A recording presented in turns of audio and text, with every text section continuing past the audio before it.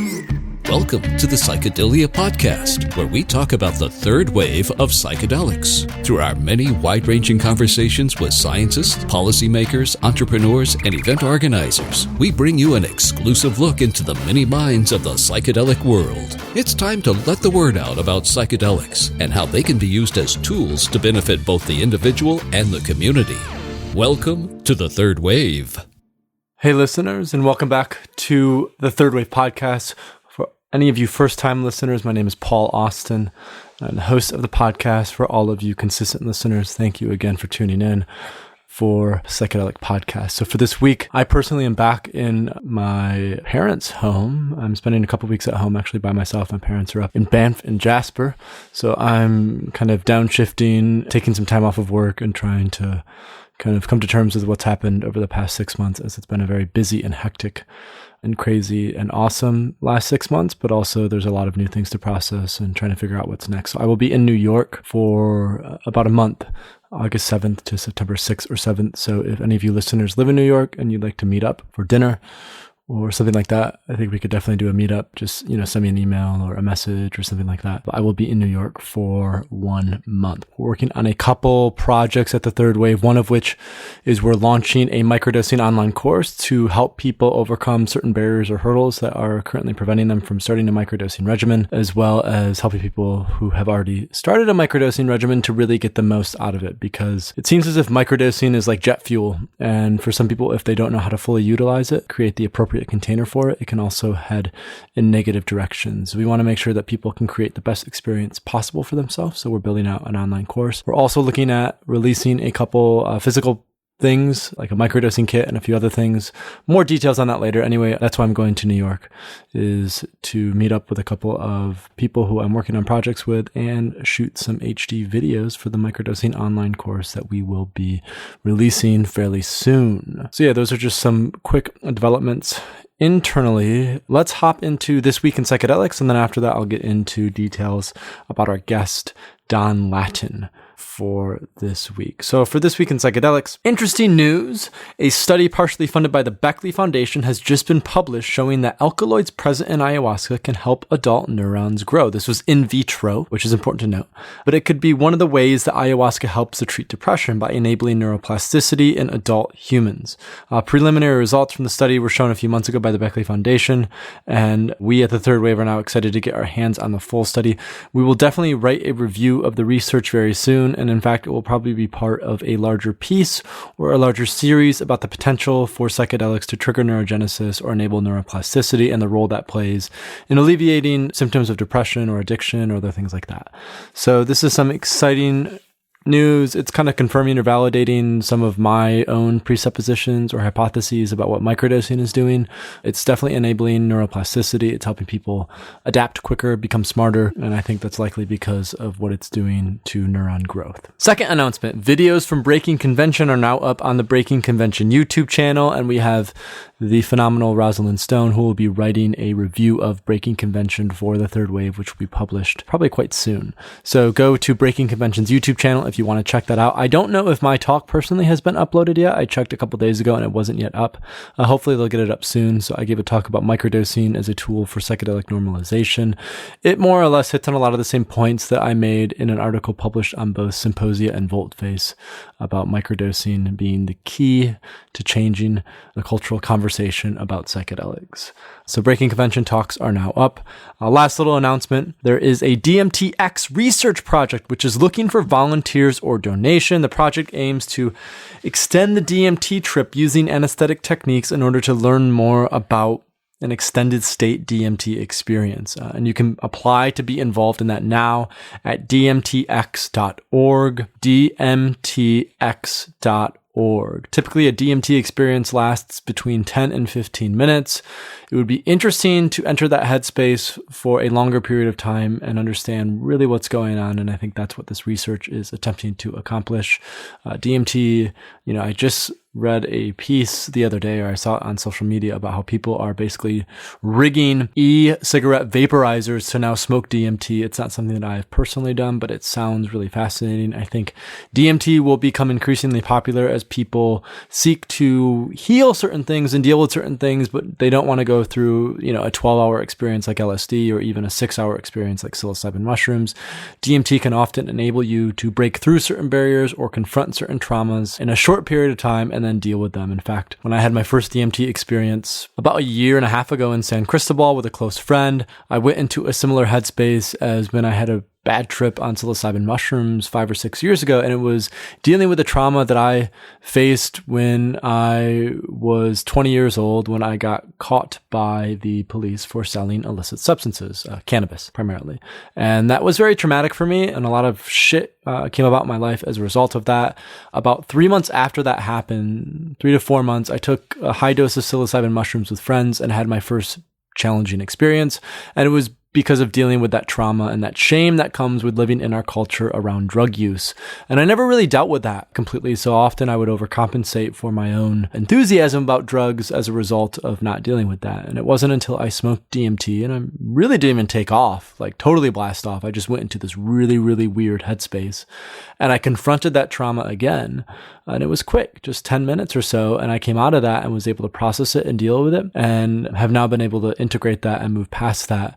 And I think, just kind of going off that note, this trauma that we all have of living in a sick, kind of weird culture where substances like cannabis and LSD aren't accepted and that we are shamed and stigmatized for using them, that's obviously a trauma that we've all gone through and that we've all been through as drug users ourselves. So my experience with DMT was really quite powerful. And if any of you have had similar experiences, you probably understand what I'm talking about.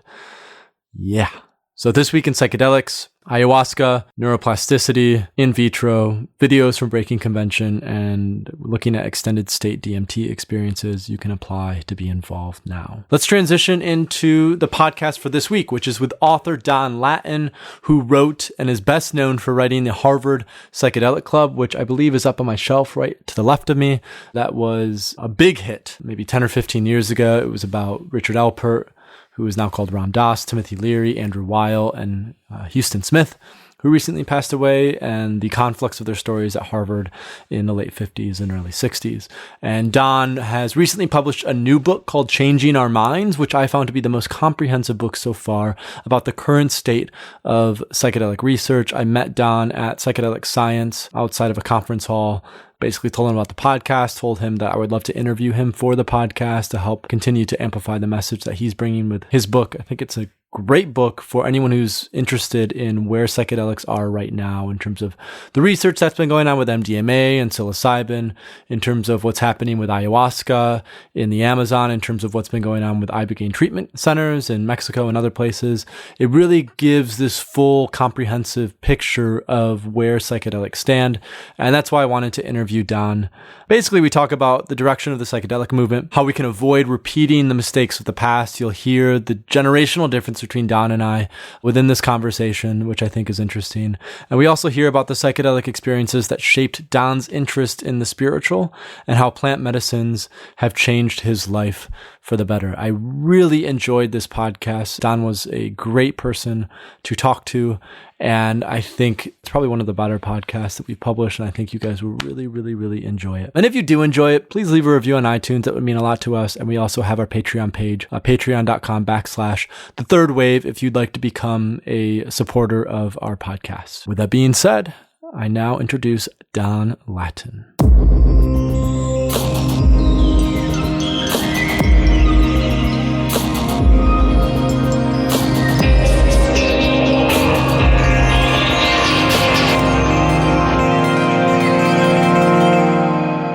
For years, I worked as a reporter at the San Francisco Chronicle, a staff writer and a columnist. And I spent most of that time writing about spirituality, religion, humanistic psychology for the newspaper. So everything from, the craziest religious cults you can imagine to the Roman Catholic Church, which some people might say is a crazy cult. So in 2006, I took a buyout, an early retirement from the paper. The newspaper business is shrinking. Dramatically. Disappearing. Yeah. And I was ready to get out anyway, and I'd already done a few books, and I was on an unpaid leave working on another book called Jesus Freaks, nothing to do with psychedelics. And so I just took a buyout. So I've been doing books basically full-time for the last 10 years. Okay. And what inspired, let's start with kind of writing about religion and humanism and what inspired that? Like, how did you get into that originally? Well, I was sitting at my desk at the newspaper, and the clouds opened, and God said, "Don, come do my work." Spread the message. Actually, I wasn't known as one of the more religious or spiritual guys in the office. Okay. Not that there are many of those anyway in a newspaper office, sure, right? Sure. To tell you the truth, one of the reasons, there's actually a sort of a semi-serious answer about why I got interested in meditation and spirituality, which has to do with psychedelics and some experiences I had back originally in college, which kind of opened me up to that. So that's one reason. Another reason, probably the main reason, was before that I was the transportation writer at the newspaper. And I got really tired of writing about, buses breaking down and the rapid transit system breaking down, going to meetings at the Airport Commission or the Golden Gate Bridge District Board, so I was looking for anything else to do, and they were thinking about having a full-time religion reporter at the paper, which they hadn't had for many years. And I don't know if you remember the Jonestown story, People's Temple. It was a religious cult. Jim Jones. Yeah, Jim Jones. 900 people died. Drank the Kool-Aid. That's where Drank the Kool-Aid comes from. In a mass murder-suicide. They didn't all commit them. Some of them were murdered. They were mostly from San Francisco, those people. So that was a huge story in San Francisco. And people forget that Jim Jones was not considered a crazy cult leader for most of his career. He was a respected minister, aggressive minister in San Francisco. Disciples of Christ, a mainline church. So anyway, the paper thought that if they would have had someone covering religion full-time, they would have been more up to speed on what was happening with this guy. So that's the motivation for the newspaper to start a religion beat again, a specialist just in religion. So there's lots of things going on, and I had been writing about new religious movements, which is the politically correct way of saying cult, because cult is a loaded word. Yeah. A cult is somebody else's religion.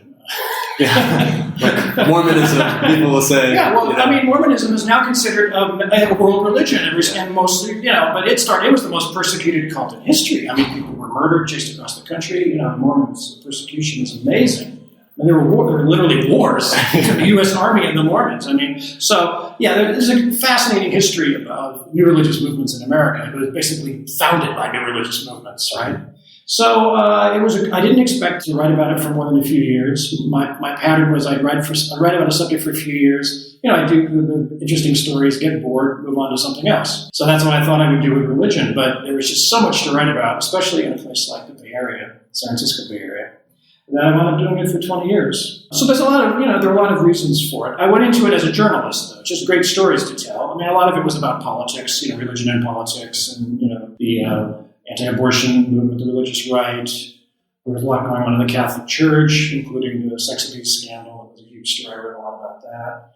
But I also wrote a lot about people who call themselves spiritual but not religious. And there are a lot of those in the Bay Area because it's a very eclectic liberal part of the country. And a lot of those people some of those people are interested in psychedelic exploration, because those are people that are really about the experience of religion rather than the dogma and the doctrine and the denominationalism of it.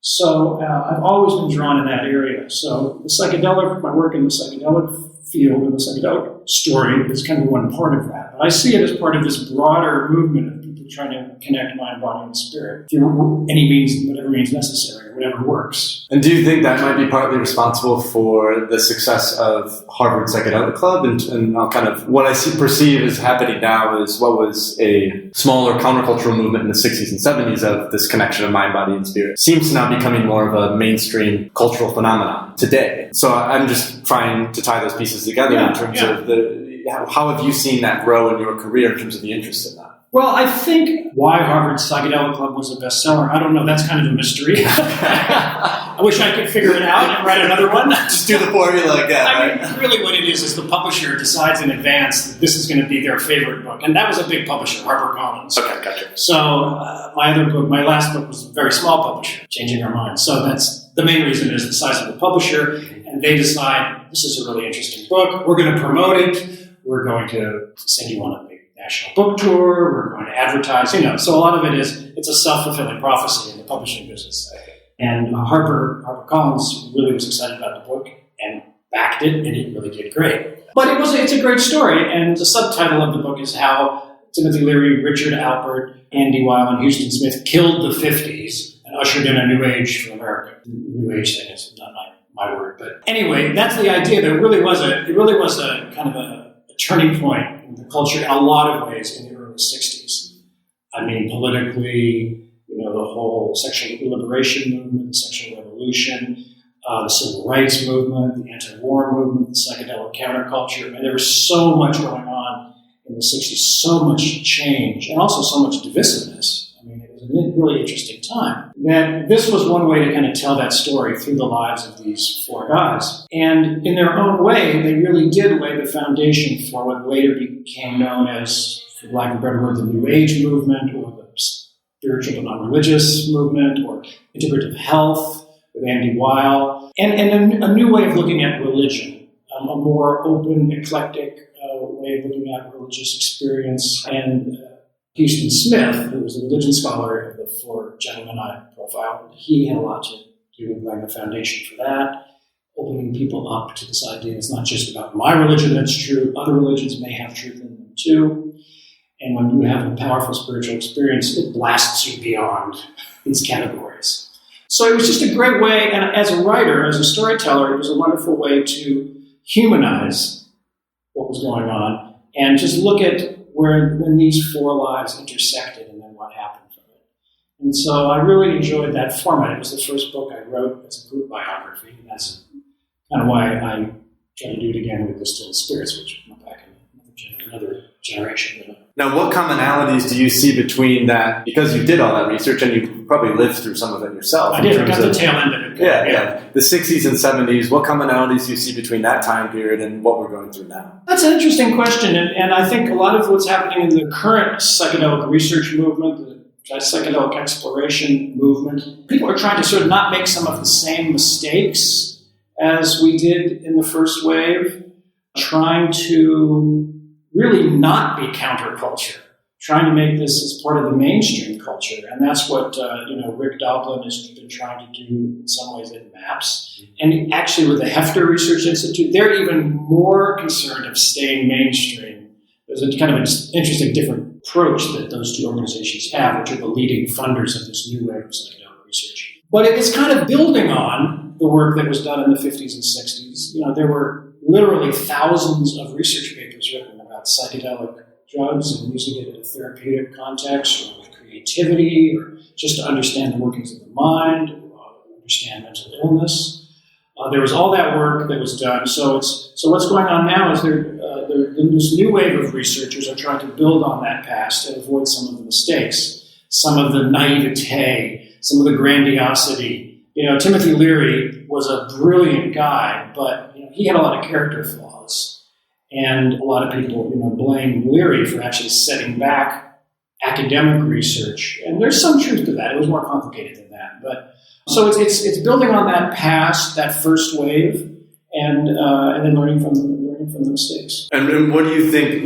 Let's dig into that a little bit more in terms of what happened in the 60s. What's your take? Why was there such a backlash against not only psychedelics but general kind of these mindfulness practices, the integrative health, the meditation? There seemed to be a cultural... Well, I don't really think there was a backlash against the integrative health or meditation. I think that's been building and almost mainstreaming. In terms of the psychedelics, what happened in the 60s is the psychedelic counterculture got kind of wrapped up with the political counterculture. Politically speaking, I think what happened is, and this is actually clear, the Nixon administration, they realized that they couldn't throw people in jail for what they were saying or thinking. They couldn't throw them in jail for breaking drug laws. So there was a very conscious effort by Haldeman, Ehrlichman, these are guys who worked with Nixon, to basically use the drug laws to crack down politically on their enemies. And I can't remember the exact quote, but it's in my new book. And it was basically, I think it was Ehrlichman,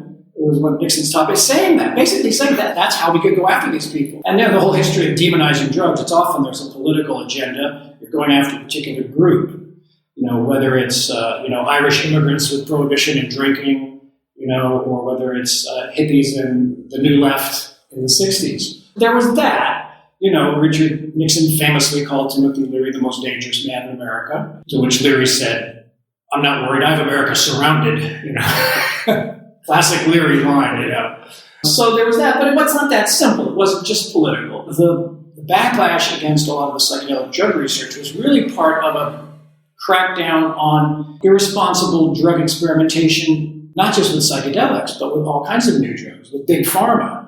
I mean, it was amazing how few controls and safeguards there were for using human subjects with drug research. I'm not talking about psychedelic drug research, any drug research. So there were some big scandals about huge problems and people dying and being disabled because of drug research, not psychedelic drug research. There was also the whole culture. The Food and Drug Administration was developing these guidelines to protect human subjects, which was a good thing.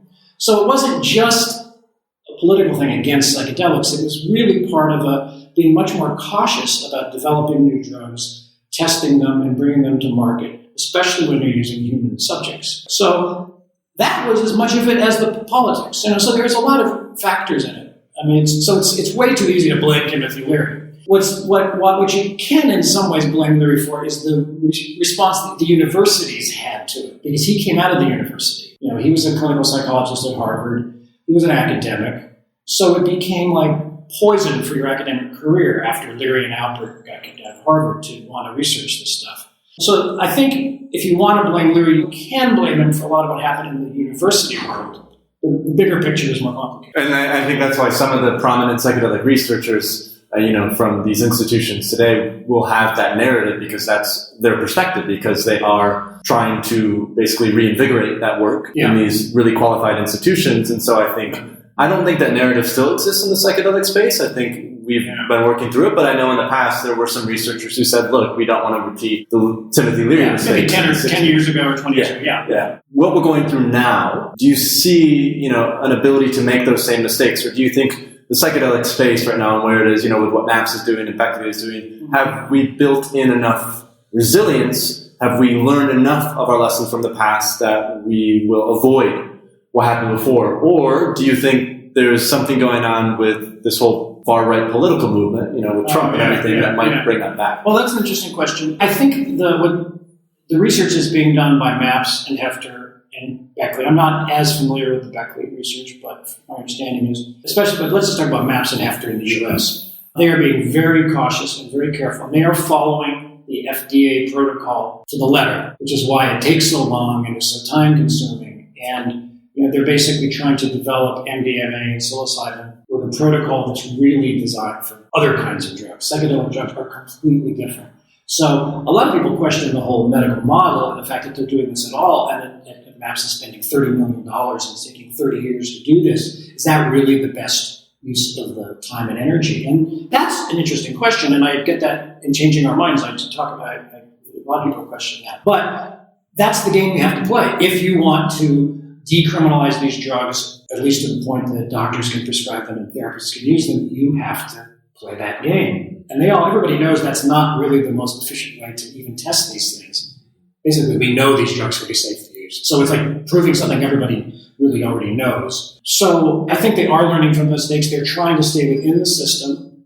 And, Rick Doblin, more than anyone else, has devoted his life to, working within the system, which is not what we were doing in the 60s, It was people forget what a divisive time that was, what side were you on, us versus them, the straight world and the hip world. I mean, it was like really more divided. And that's a good thing that I think the mainstream culture is more open to this for lots of reasons. So that was the first part of your question, I think. What was that? What maybe with kind of going on that point with the Trump administration, right? Because we are now seeing the same level of divisiveness, or it seems to be getting to that point. Well, the interesting, I was talking to Rick Doblin about this, and he said that actually Trump could help the psychedelic research because they deal mostly with the FDA, the Food and Drug Administration, which is supposed to be apolitical. And, compared to like the Justice Department and the DEA, the Drug Enforcement Administration, it is less political. They're supposed to follow the science. Of course, relying on Trump administration to follow the science when they don't even acknowledge global warming is another question, right? But because one of the things that Trump wants to do, and the new guy that Trump put in charge of the FDA, his name is Gottlieb, it's all about deregulating Big Pharma to make it easier for Big Pharma to bring new drugs to market. So it actually, in this kind of counterintuitive way, Trump could help them because they're trying to streamline the regulatory process to make it easier to bring drugs to market. So there may be this weird sort of shift because of that. In a funny way, it could make it easier for them to bring MDMA to market. On the other hand, the DEA does have to issue licenses for this research, and that's the Justice Department, and that's Jeff Sessions, who is clearly a big anti-marijuana crusader. I mean, I would be more worried if I was concerned about medical marijuana issues than I would about the clinical trials with psilocybin and MDMA. So the basic is no one knows. I mean, it's a very volatile situation, and the fact is, this research that's going on with MDMA and psilocybin is pretty far down the food chain when it comes to what they're worrying about, So, there was just a piece that I read that kind of mentioned that same. I think it was a quote from Dave Nichols, who basically was saying the same. Right. But you never know, because the other thing that could happen, and I talked about this at the MAPS conference, a session about rebranding psychedelics, and all you need is like one big scandal, one big media scandal, and that could set this work back. Somebody dying, or a sex abuse scandal, involving a therapist with MDMA. And the media coverage has been very positive, for the most part, in the U.S. at least, about this. But I, worked in the news media my whole career. I know how we can turn. The news media can turn on people or on movements. We love to build things up and then knock them down. So we're in the kind of the building up, normalizing, mainstreaming stage. And all it takes is like a relatively small problem to be blown out of proportion. It could set this work back, especially if there's somebody wanting to use that for other reasons to go after it, or to further delay approving these medicines. Because some of the reasons that I think of is, I think as MDMA and psilocybin become more, the research really, really comes out and it's very clear to a more mainstream audience. It clearly, especially in the United States, it threatens other interests, by and large, pharmaceutical industries who are quite profitable off of the antidepressants and anti-anxiety medications that they prescribe. Do you see that playing any sort of role, or would it be? Well, I think that's one reason why there's not a lot of funding going into it from Big Pharma, because it's hard to make money on it if you're talking about a drug that's only used maybe 3 or 4 times.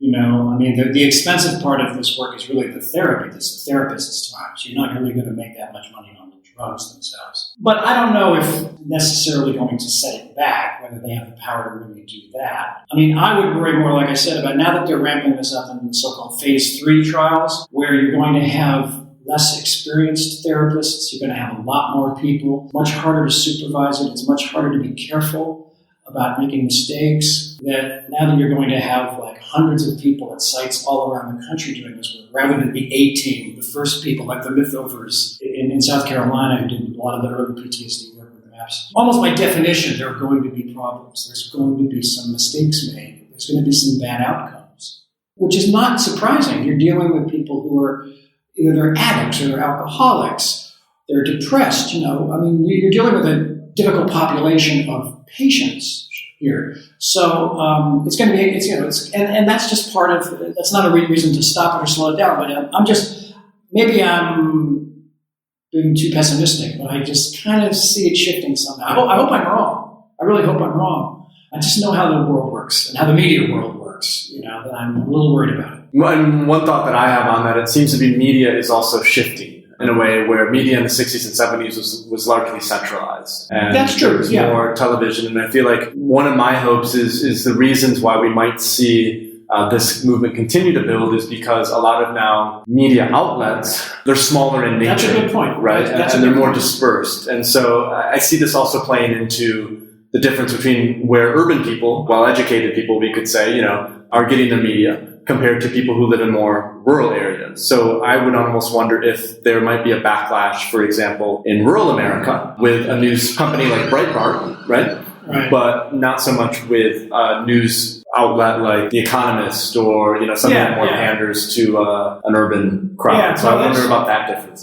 There is a whole media landscape in here, and I kind of forget that being old school. That's why I'm here. Being an old print dinosaur. No, back in the days when when the networks they totally set the agenda. and even in the newspaper business. I mean, the San Francisco Chronicle, which was the main paper, you set the agenda. I mean, because back then the TV stations would just read the paper, and that's how they decide what to cover. But it's a whole different world now. Right. It's a whole different world. It is. Well, let's get back into a little bit more about your story. Talk to us about the initial psychedelic experiences you had, because you mentioned those in the Harvard Psychedelic Club. I think towards... And a little bit in the new book, too. And then you kind of go into those in the book. So if you could just talk a little bit about those initial experiences and what then carried the interest for you into doing them now, like the ayahuasca experience and things like that. Yeah. Well, I don't put my own story at all in Harvard Psychedelic Club until the end. I put it in it afterward. And I had 19 years old. I had some very powerful experiences with LSD. Girlfriend from college on a cliff in Big Sur, where we just thought we saw God, we melted into Mother Earth, we melted into each other. We were convinced that we had found the meaning of life and truth and our soulmate, and we would melt together whenever we touched for like days, weeks after that. I was completely amazed and had some very powerful mystical experiences of awe, wonder, and gratitude and oneness. And then about a month or two later, we had another trip, the trip from hell, the bad trip from hell, and split up. And for me, that kicked off a very difficult time for a few months in my life. I was just starting college, and I was having flashbacks, which I thought used to think was government propaganda. But weeks after I'd taken any drugs, including pot or anything, I was hallucinating. I came out of that saner in the end, but I was really scared to death that I had damaged my brain, and I would do that way forever. And I kept it a secret because I probably would have been thrown in the loony bin if people knew what was going on in my head. I stopped driving because I couldn't trust red and green lights. It was a really difficult time. It was those two trips were like the best and worst thing that ever happened to me. And still, to this day, I can almost say that. And I just wish I would have had a guide or a therapist or someone to just talk to then. And that's why I think this work is so important with trained therapists to work with people. Because a bad trip is not necessarily a bad trip, but you have to have someone you can work with, process that, look at some of the reasons behind that. And I didn't have that. And so that's one reason why I think this work now is so important. And so I went through, but after 6 months or so, I went back and I dabbled with psychedelics, in college in my 20s. And I basically stopped for 20 or 30 years. And then when I was started to work on changing our minds, I felt like I needed to try to experience these drugs and plant medicines in the context as close as I could get to what I was writing about. So not recreationally, not with my girlfriend on a cliff at Big Sur, but, so as well as I could do it, I set it up so I had therapists, trained therapists with MDMA, with psilocybin, using the actual mushrooms rather than the synthesized psilocybin, but basically the same drug. I went to Brazil and did an ayahuasca circle there, 2 circles there, came back and hooked in with the underground ayahuasca network in Northern California. I visited the UDV church, the Brazilian churches that uses ayahuasca legally. A church that can legally use it, really. And so I did some work with ketamine, which has been used. A lot of research right now with ketamine in depression. And ketamine is not technically a psychedelic, but in the proper dose, it can definitely have an out-of-body psychedelic. It's like a disassociative. It's dissociative, but you can have an out-of-body, expansive kind of experience, like you can have actually with a high-dose LSD trip, or with the 5-MeO-DMT, the so-called toad medicine, which I also tried at a clinic in Mexico as part of my research. And then there were some similarities between the ketamine actually and that, even though one is a classic hallucinogen and one is not. But it's all about intention and use and dose. And so in the book, in Changing Our Minds, it's not about my trip. I really wanted to focus more on the researchers, the scientists, the volunteers who were doing this. But I thought, it was important for me to understand it and to write about it a bit. So I do share some of my own experiences and how it helped me with my own melancholy moods. I basically got off antidepressants while I was doing this research on this book. And it wasn't my intention. Actually, people warned me that if you're going to take ayahuasca, you should get off antidepressants, as if you really want to be careful. And so I did, and I never went back on. And through a combination of various sacred plant medicines, I've been able to stay off of them for a couple of years and feeling actually better than I did before on the traditional antidepressants. So, but it's funny because I didn't really set out to do that. It's just kind of evolved as I did the work on the book. That's phenomenal to hear. And it's stories like this, which I think are so important to hear, because we have a lot of this research coming out. And research is critical, and it's really laid the foundation for what we're doing, but it's storytelling that I think will help the psychedelic space and movement evolve into kind of maybe even what you were talking about with rebranding psychedelics. We have the research, and it's going to be, hopefully, if we can minimize problems like in phase 3 trials, like you were saying. Now it's more and more, I tie it into what the gay movement did through the 70s and 80s. You look at the changes there, like gay marriage. 10, 20, and I wrote a lot about that as a journalist, because a lot of the more the liberal denominations are having their own debates about, having church weddings for gay people or lesbian people.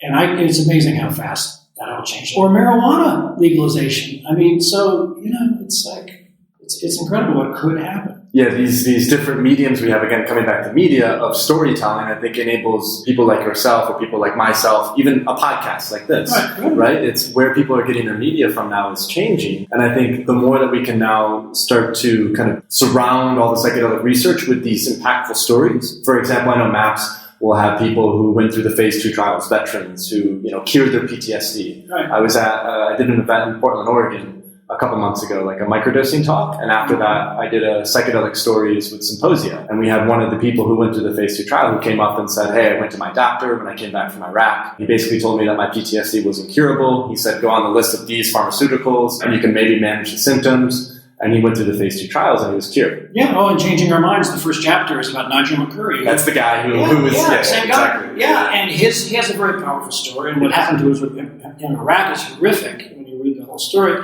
And with Nigel, I was able to look at the videotapes, or the film of his actual sessions, with his permission, of course. So as a storyteller, it was great. You're in the room with him. So I go into a lot of detail in the first chapter of the book, which is called Wounded Warrior, which is exactly what happened to him, and then how he was treated, and the conversations he had, and looking at it in real time is fascinating, because it goes on for 6-7 hours. So you're right. Storytelling is a big part of this, and the work you're doing, the work that I'm doing, I think is important work.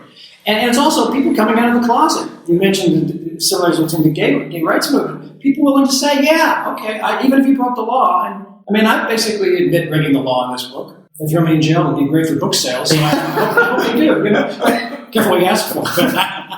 But and that's a big debate within the scholarly community. Because people are hesitant, or doctors are hesitant to admit that because they could lose their medical license. So I understand that there's still reasons to be cautious. But at the same time, what I'm saying, just in the 2-3 years I've been working on this last book, people are really saying, no, I'm going to, like donors, for instance, are coming out of the closet. I just saw an article, maybe it was on Vice, or it was about this immigrant who came to the United States and is now the biggest philanthropist for psychedelic research, and talking about his story and how basically his psychedelic experience completely helped to heal a lot of, I think he was Jewish and maybe came over to the United States when he was very young because of what was happening with the Holocaust, and helped to heal some of that also, like ancestral trauma and what was going on there. So it's when you have more and more people who are coming out and talking about this, it's important. Now, one question to kind of add to that for you is, you are still in the Bay Area, is that correct? Yes. And you spent much of your life there. Most of my adult life. Exactly. Now, we also noticed there's another trend going on in terms of tech in Silicon Valley. Steve Jobs came out and said that LSD was one of the 3 most impactful things that he's ever done. Tim Ferriss is this guy who wrote this book, The 4-Hour Workweek, has a really well-known podcast. He's been very forthright about psychedelic use. Just based on your understanding of the Bay Area and kind of having lived there for a long time, what role do you see tech having in possibly kind of unfurling some of these things to evolve? Or do you what's your take on that? Well, it's interesting. Microdosing is kind of the trip du jour. Everybody's talking about that. And I was a little skeptical, of it because I'm paid to be skeptical. I'm a newspaper reporter, right? But then I tried it. And there is something to it, I think. I tried it with mushrooms. So there's that. I don't know. The tech world, there's so much going on. It's such a complicated thing going on, economically, with the stratification of wealth. It's happening in the Bay Area with the tech. I'm really kind of down on it in a lot of ways, the social impact it's having, housing prices, just, So it's a complicated question. I don't see tech as the savior by any means. But I think the most direct impact it's having is some of the big donors. And then all this work is privately researched because the government, even though the government could benefit from it if they can find treatment for PTSD with something like 800,000 veterans on disability, 800,000. Oh my God. 800,000 for PTSD and other brain-related injuries. It's the signature wound of the Iraq and Afghan wars. Anyway, the government should be funding this, but they're not. And a lot of the money is coming out of the Silicon Valley billionaire elite. So I think that's the main way that Silicon Valley is helping.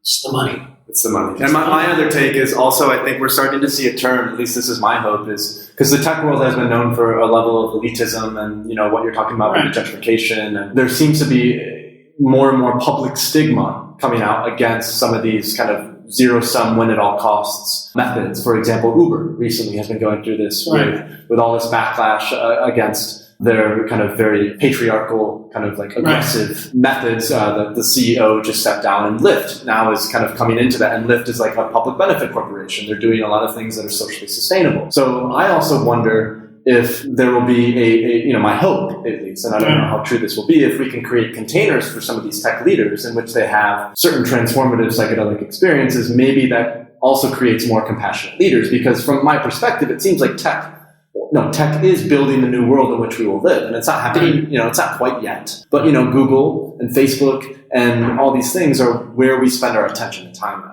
And so my hope is that if we can inculcate kind of values in those people with psychedelics, then maybe that will lead to a more compassionate world. But maybe that's just idealism. Yeah. I don't know. Well, I hope you're right. And, a lot of people say that's what supposedly happened in the 60s. We were convinced that the world was changing. We were going to, quote, win, right?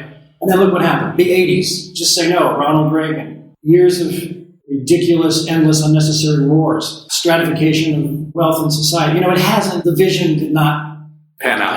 It didn't, yeah. So I'm glad young people like you are optimistic, though. So you're still a little pessimistic, though. I am. And that's okay. I am. But I'm open and I'm hopeful. I'm also hopeful. But I just, that's sort of the direction I tend to go in.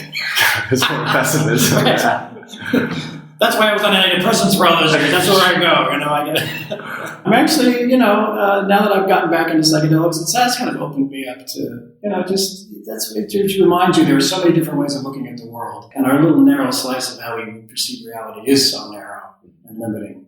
I think a lot of people of my generation, I'm pushing 64. And we had transformative experience with the psychedelics back in our youth, and then maybe we, raised family, we had careers, we put that aside, and now, I think some people are rediscovering that, and as also we face, our own mortality, and have a little more time to maybe play with that stuff, and explore. And we're Dominists. We're both the same month and same year, November 53. Okay. So, and we were both talking about that one time. And I think there is a lot of interest in the baby boomers, and that's a huge slice of the population. That's why a lot of these changes in the 60s were demographics. So many people came of age at the same time. All these post-war babies, right? And I'm right smack dab in the middle of the baby boom, 53 or something, right in the middle of it. And then the other thing that's happening is a lot of the baby boomers are running things now. They're running government agencies. They're running corporations. They're running media. Right. So, I think that's another reason why there's more openness to exploring this stuff. It's kind of this next evolution, and hopefully there was a level of learning from the 60s and 70s. And I think the other thing that gives me hope is, like you were saying, there are 800,000 veterans who are on disability.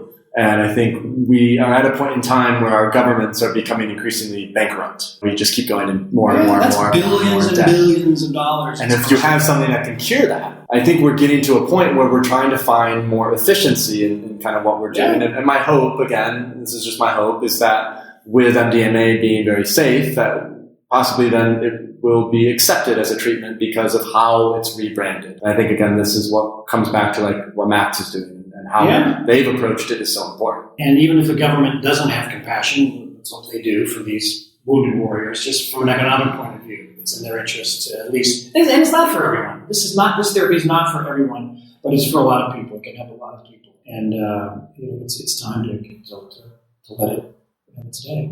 I think so. Yeah. I think that's a good point to end on. But before we end, just where, if people want to find your book, if people want to find your material. Yeah, well, my new book is titled Changing Our Minds. Okay. The subtitle is Psychedelic Sacraments and the New Psychotherapy, published by Synergetic Press. You can order it from your local bookstore, independent bookstore, which I encourage. You can buy it through Amazon if you want, online. And my website, If you want to reach out to me, it's www.donlattin, DONLATTIN.com. It has my contact information, where I'm going to be speaking about the book. That's where to find me. Perfect. Well, thanks so much for doing this, and I'm glad we could fit it in for the conference. Yeah, great. It's great to meet you, Tom. Thanks for listening to the Psychedelia Podcast with Paul Austin. Want more psychedelic information? Go to our website at thethirdwave.co and register for our email list and newsletter. Also, please consider donating to The Third Wave via our Patreon page. Donations make this podcast possible. Psychedelics have the potential to transform lives. By donating, you enable us to continue to inform people about the benefits of these powerful substances.